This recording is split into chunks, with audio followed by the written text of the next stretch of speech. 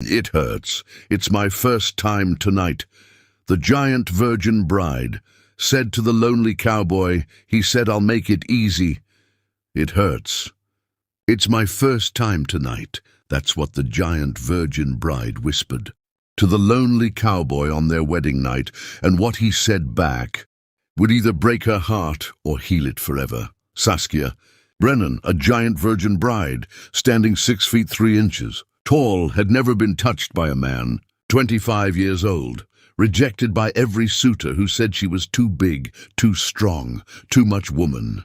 Tonight was her first time, and the pain she feared wasn't just physical, it was the terror of being too much even for her own husband, Calvin Rhodes, a lonely cowboy, who'd buried his first wife 3 years ago, stood before this trembling giant virgin bride, seeing the fear in her eyes. Fear that her first time tonight would hurt. Fear that she'd be awkward, wrong, too giant for gentleness.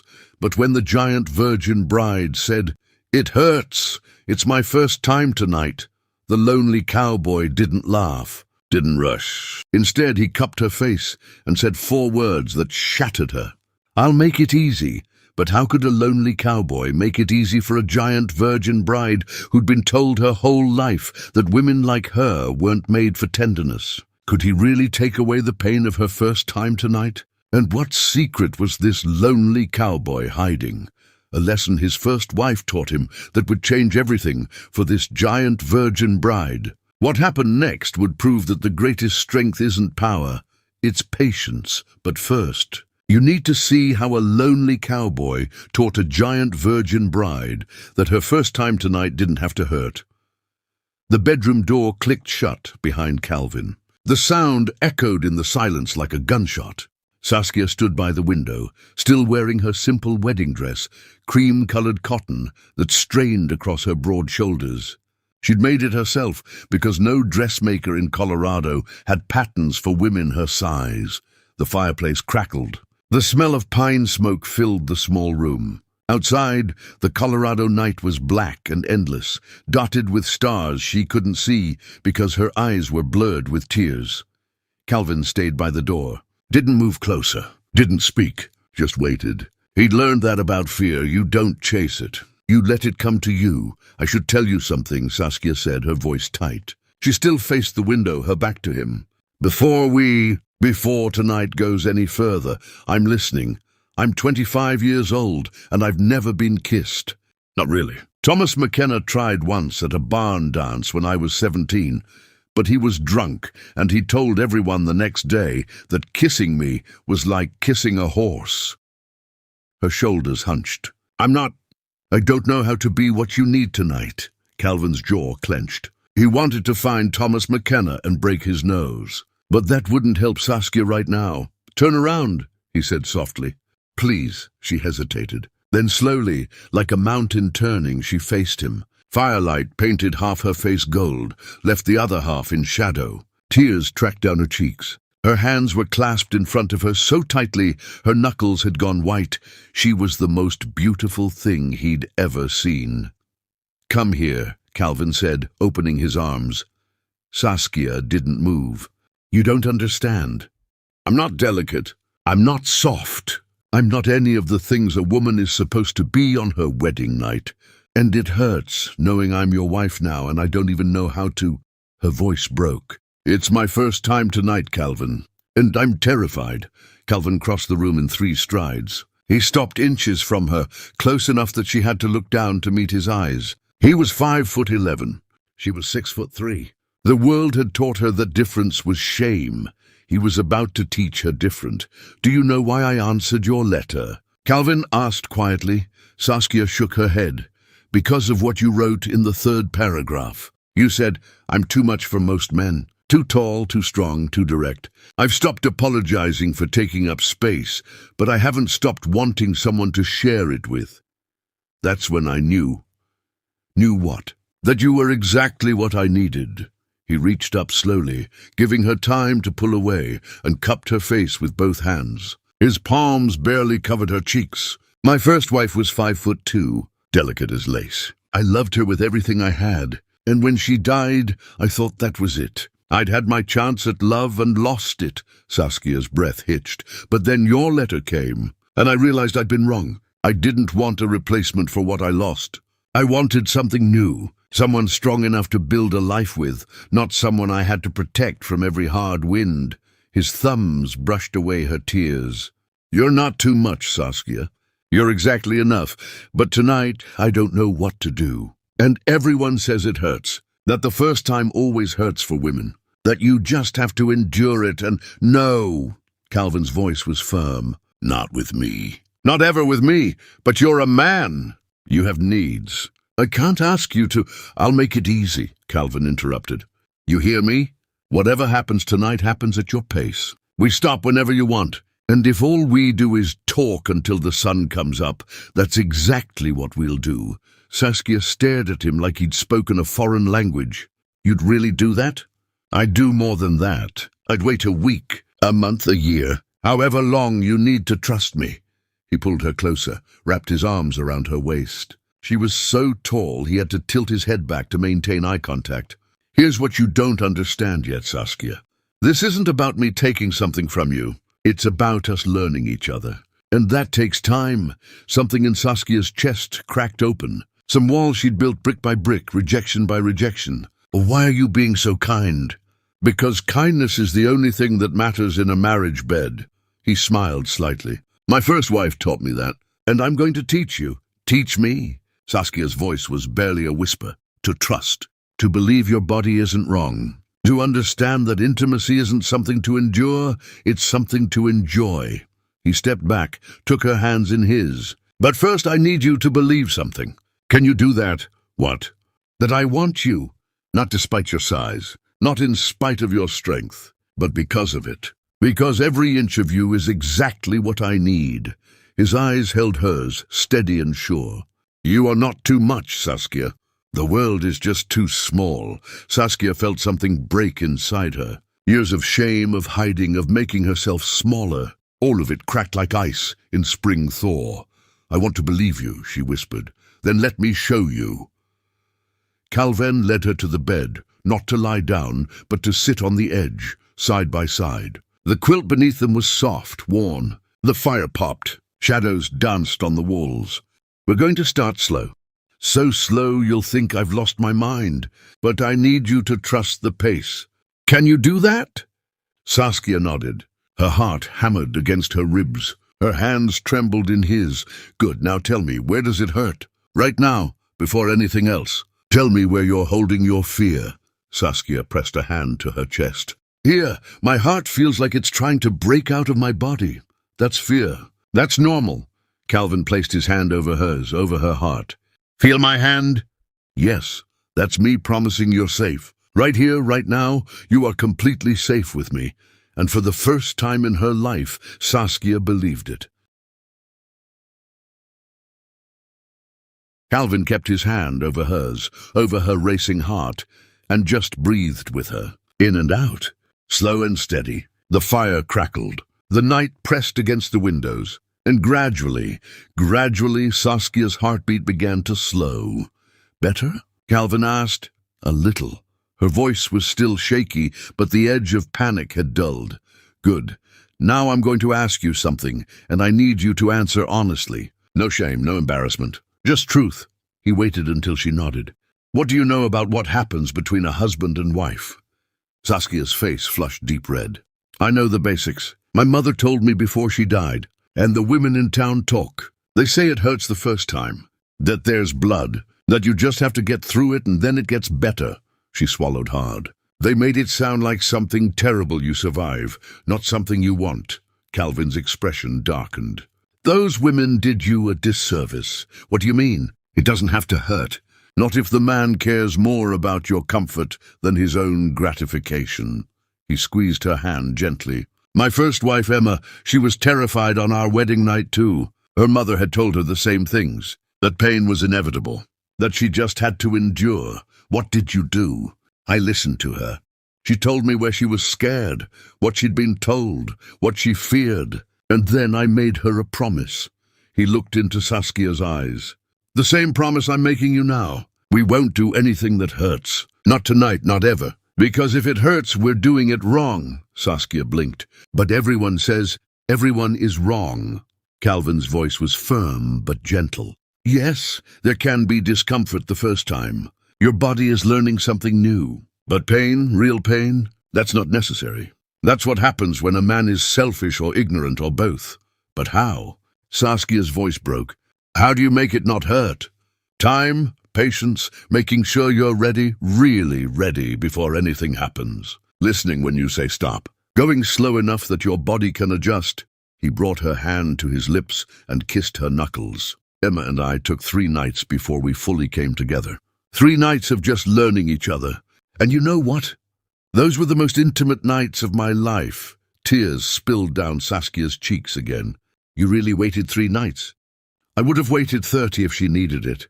Because rushing would have hurt her, and hurting her would have destroyed something precious between us.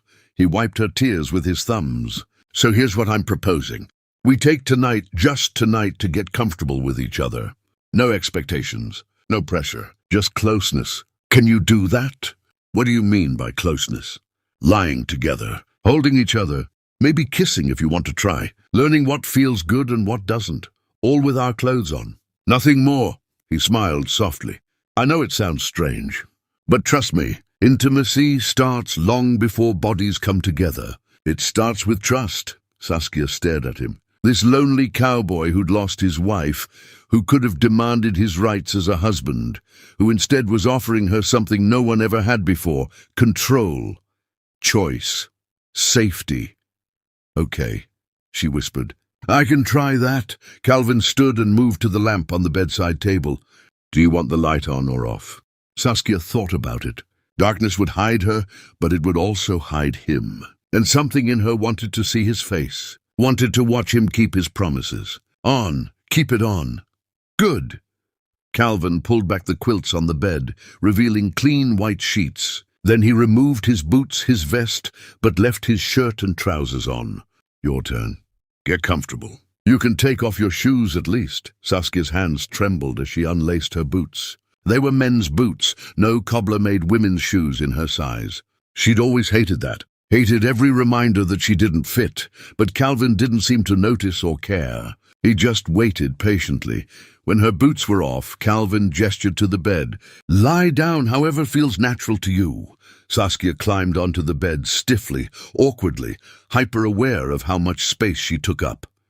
She lay on her back, rigid as a board, staring at the ceiling. Calvin lay down beside her, but didn't touch her. Just lay there, close enough that she could feel his warmth, but far enough that she didn't feel trapped. Breathe, he said softly. Saskia realized she'd been holding her breath. She exhaled shakily. Good, now I'm going to touch you. Just your hand. Nothing else. Tell me if that's all right. It's all right. Calvin took her hand in his. His hand was smaller than hers, calloused from rope and leather, warm and steady. He just held it. Didn't squeeze. Didn't pull. Just held. They lay like that for long minutes. The fire crackled. The night wind whispered against the windows. Saskia's breathing gradually slowed. How does that feel? Calvin asked. Strange, but not bad. Good, now I'm going to move closer. I'm going to put my arm around you. If it feels wrong, tell me and I'll stop. Okay.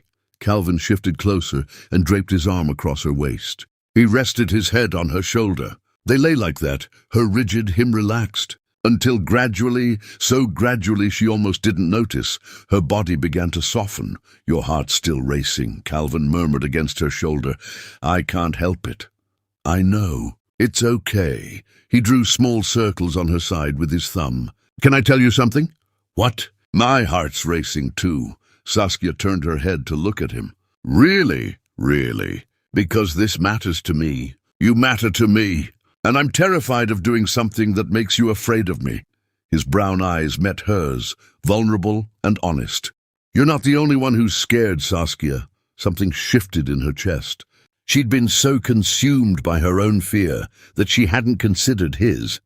What are you afraid of? That I'll fail you. That I'll be like those other men who made you feel wrong. That I'll hurt you despite my best intentions. He swallowed hard. I'm afraid you'll wake up tomorrow and regret choosing me. Saskia stared at him. This strong, patient gentleman was afraid, just like her. And somehow that made her feel less alone. "I don't regret it," she whispered. "Even scared, I don't regret you." Calvin's eyes shone with emotion. "Thank you for that." They lay in silence for a while longer.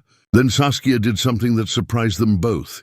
She turned onto her side to face him and wrapped her arms around him. She was so much bigger that he fit against her, like he was made to be held by her.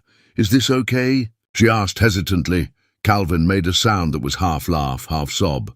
"It's perfect." They held each other, and slowly the fear began to transform into something else. Not desire yet, though that was stirring beneath the surface, but something deeper. Trust, connection, the beginning of intimacy that had nothing to do with bodies and everything to do with souls. "Calvin?" Saskia whispered after a long while. "Yes?" "Can I try kissing you?" "A real kiss?" He pulled back just enough to see her face. "You sure?" "No, but I want to try anyway."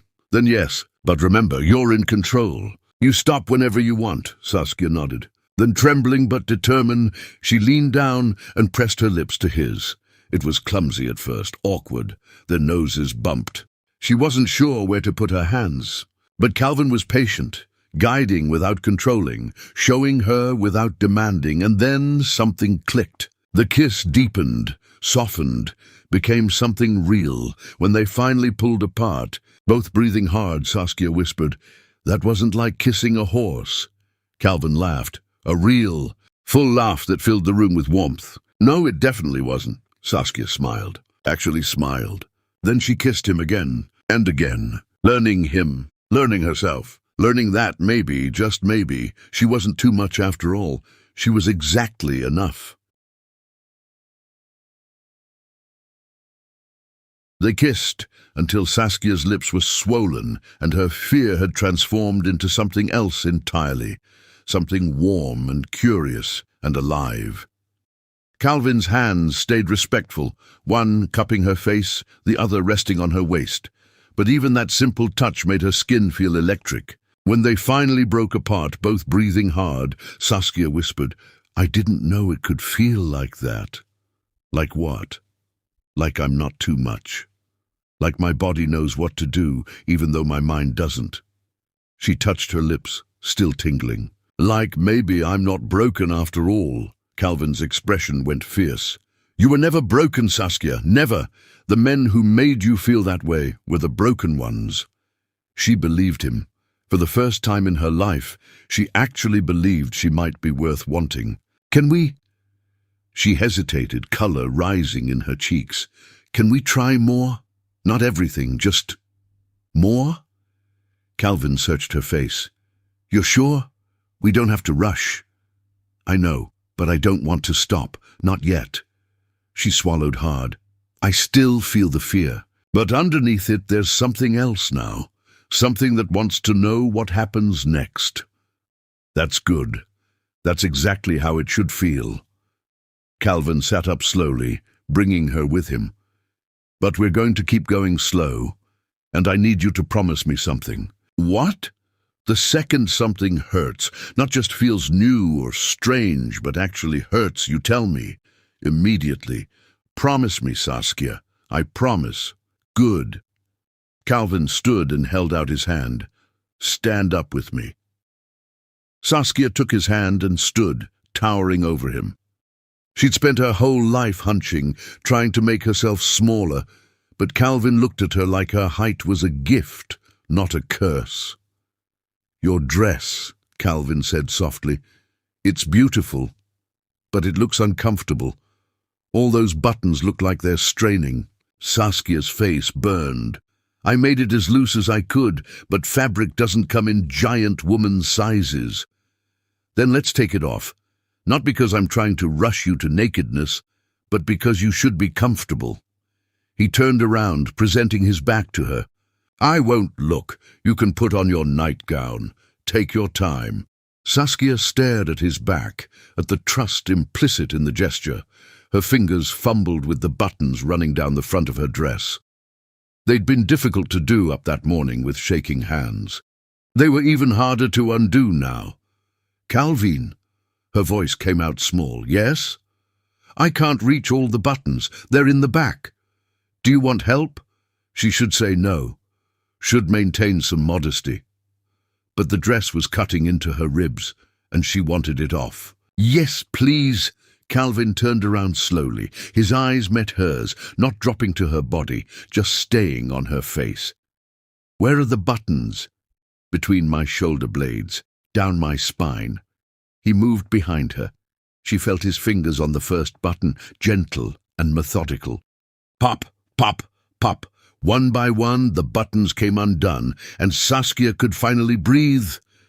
There, Calvin said when the last button was free. I'll turn back around. You change. He turned. Saskia quickly shed the dress, standing in just her chemise and petticoats. Her nightgown was laid out on the chair, plain white cotton, nothing fancy. She pulled it on quickly. It was the only nightgown she owned that didn't make her feel like a child wearing her mother's clothes. I'm decent, she said. Calvin turned back around. His eyes widened slightly. You're beautiful. Saskia looked down at herself. The nightgown was simple, almost shapeless. It's just cotton. I'm not talking about the nightgown. Calvin crossed to her, took both her hands. I'm talking about you. Your face, your eyes, the way you're looking at me right now, scared but brave. That's what's beautiful, Saskia. She didn't know what to say to that, so she just pulled him close and kissed him again. This kiss was different, deeper, more confident. Her hands moved from his shoulders to his hair, his arms wrapped fully around her waist, and when he pulled back, his voice was rough with emotion and something else. Saskia, I need to know. How far do you want to go tonight? Because if we keep kissing like that, I'm going to want more. And I need to know your boundaries before I lose the ability to think clearly. Saskia's heart hammered. This was it. The moment of decision. She could stop now, safe and comfortable. Or she could trust him, trust herself, trust that maybe her first time tonight didn't have to be something to endure. She took a shaking breath. I want to try, not everything maybe, but more than kissing. I want to see if it can really be the way you described, without pain, without feeling wrong. Calvin nodded slowly. All right, but we do this my way. Which means we take breaks whenever you need them. We talk through every step, and we stop if anything feels wrong. Agreed? Agreed. Good. Now lie down. On your back. Saskia climbed onto the bed, her nightgown bunching around her legs. She lay, back against the pillows, her heart racing so fast she thought it might burst. Calvin lay beside her but didn't immediately touch her. Close your eyes. Why? Because I want you to focus on feeling, not watching. Trust me. Saskia closed her eyes. Her other senses immediately heightened. She heard the fire crackling, smelled the wood smoke and Calvin's scent, leather and soap, and felt the softness of the quilt beneath her. Then she felt Calvin's hand on her ankle, just resting there, not moving. I'm going to touch you, Calvin said quietly, slowly. Learning what you like. Tell me what feels good and what doesn't. Can you do that?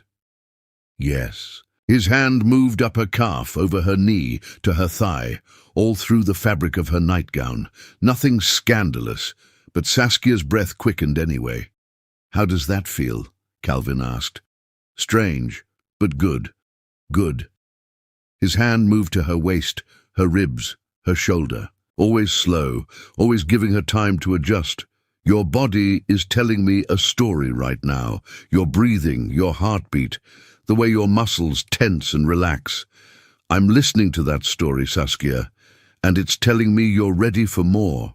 I am, she whispered. I think I am.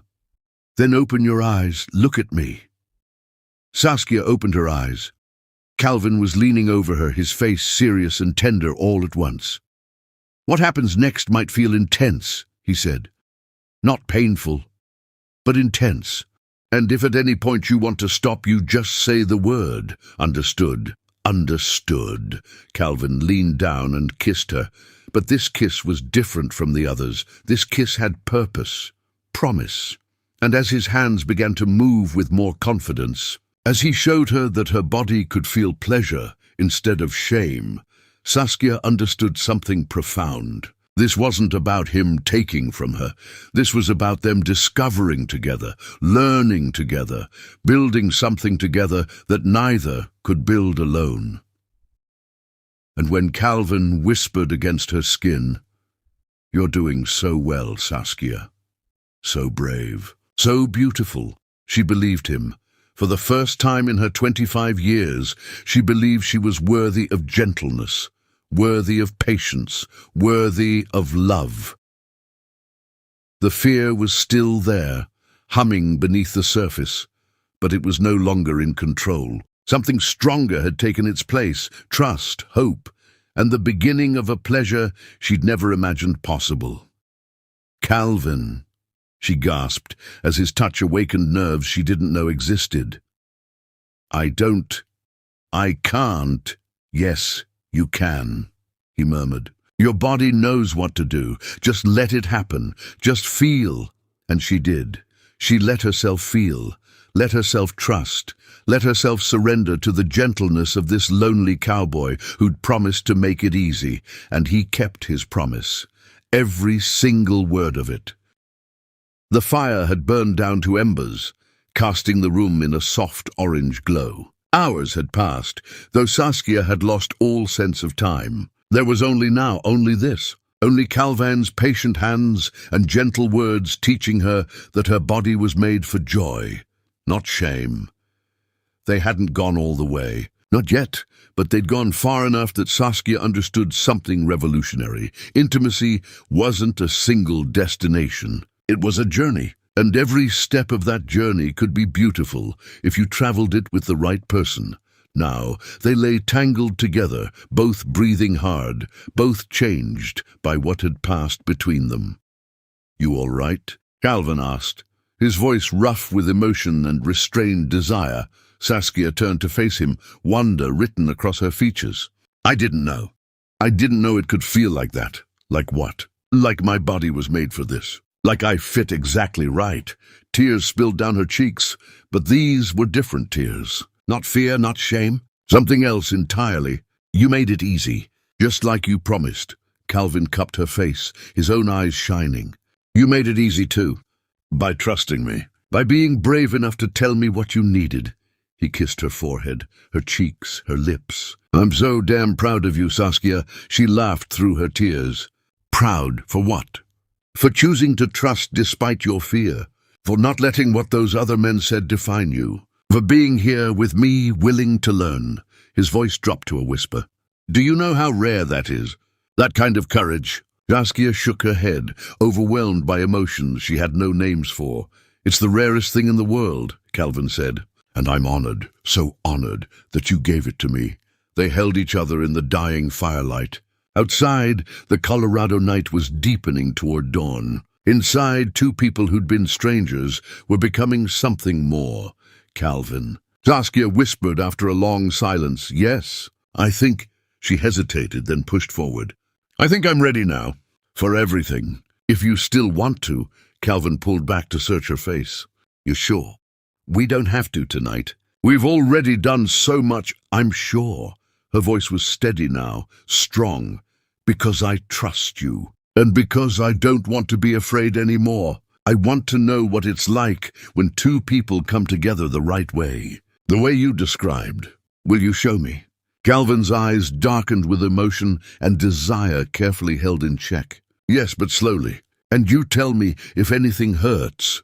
"I will." What happened next was tender and careful, and nothing like what Saskia had been told to expect. Calvin kept his promise, going so slowly she wanted to scream, pausing whenever she tensed, murmuring words of encouragement and praise until her body opened to him like a flower to the sun.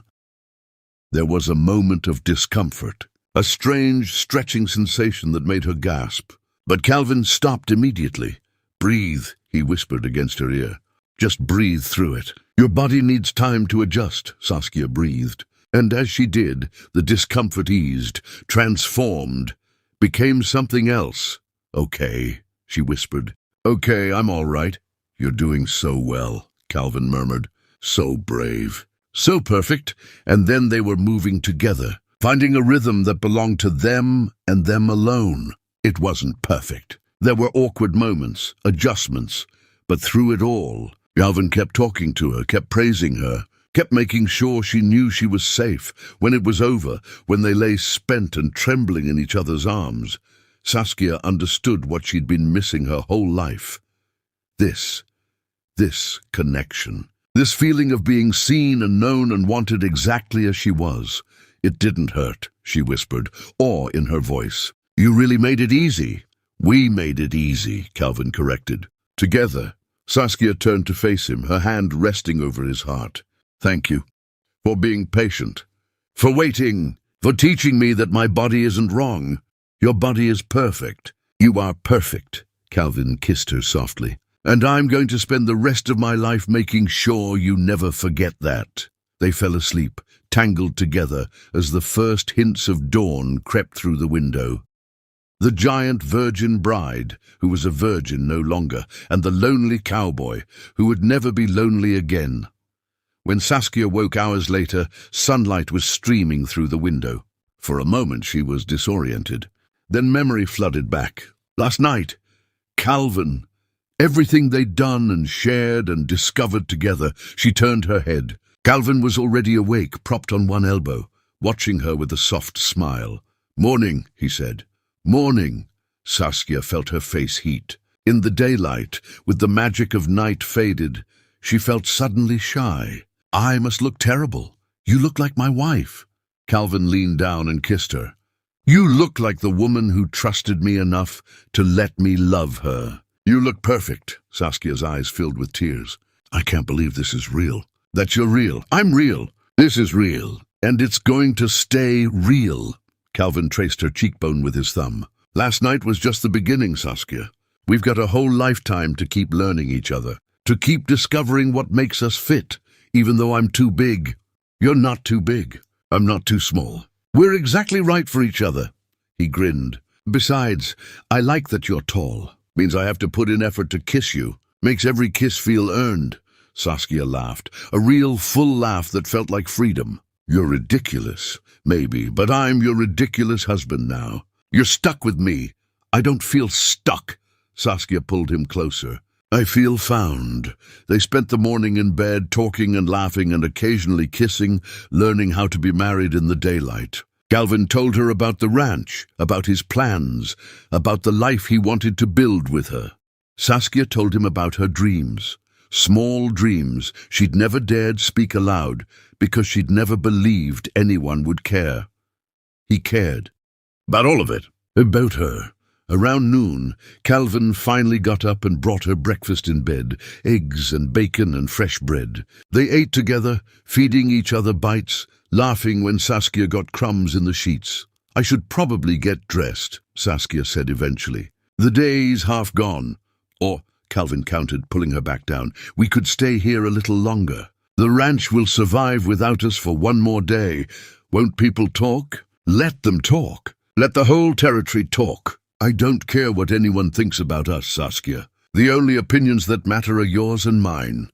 He kissed her nose. And I think we're doing just fine.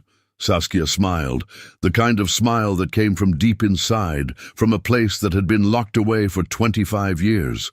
Yeah, we're doing just fine.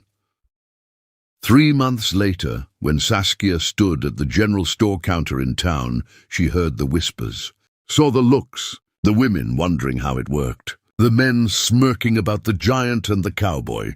But Saskia didn't hunch her shoulders anymore, didn't try to disappear. She stood tall, her head high, one hand resting on her belly, where a new life was just beginning to grow. When she walked out of the store, Calvin was waiting with the wagon. He jumped down and helped her up, not because she needed help, but because he liked touching her. Liked any excuse to put his hands on his wife. You okay? He asked, seeing something in her expression. They were whispering again. About us, and I didn't care. Saskia smiled. Because I know something they don't. What's that? That when two people truly fit, nothing else matters. Not height, not what anyone says. Not fear or shame or anything else. She took his hand and placed it on her belly. We fit, Calvin, in every way that matters. Calvin's eyes widened as understanding dawned. Saskia, are you? Yes, her smile grew. We're going to have a baby, Calvin whooped, loud enough that people turned to stare.